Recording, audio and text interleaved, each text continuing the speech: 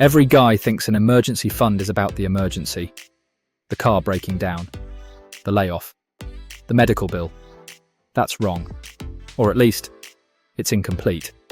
The real reason you need one has nothing to do with the emergency itself.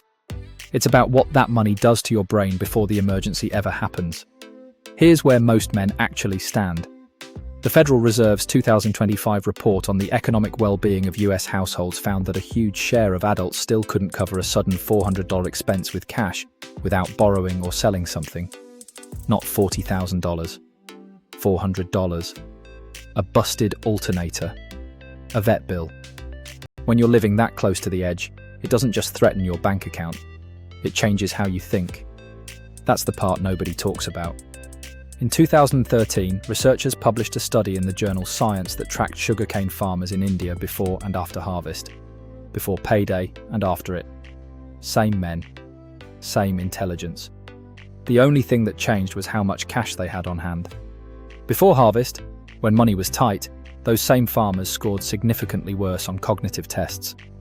The researchers calculated the effect at somewhere around 13 IQ points. Not because they got dumber, because scarcity was eating their bandwidth.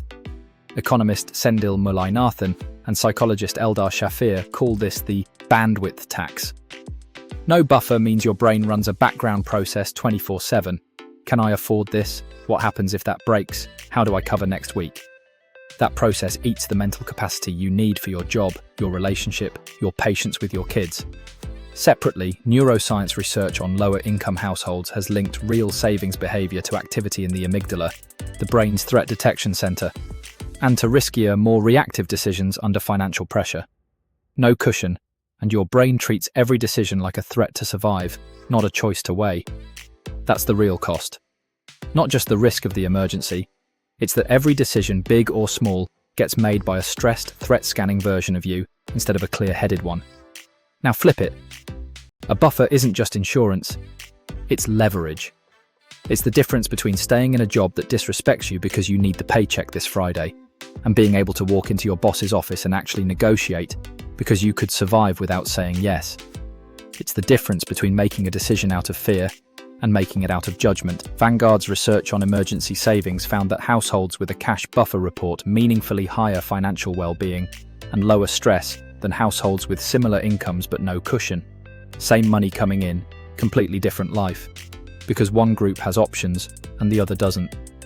As a man, as a provider, for yourself, for a family, for people who count on you, your value isn't just what you earn. It's the quality of the decisions you make under pressure. And that quality is directly bought by how much runway you've built underneath you. You don't need 6 months of expenses saved to feel this shift. Start with $1,000 sitting untouched in a separate account.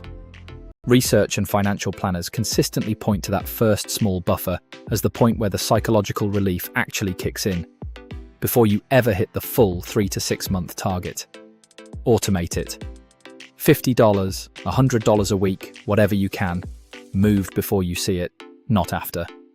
That account isn't sitting there for the emergency. It's sitting there so the you who shows up every single day, at work, at home, in the hard conversations, is the clear-headed version, not the cornered one. If you want the next video on building real financial leverage as a man, hit subscribe, and I'll see you in the next one.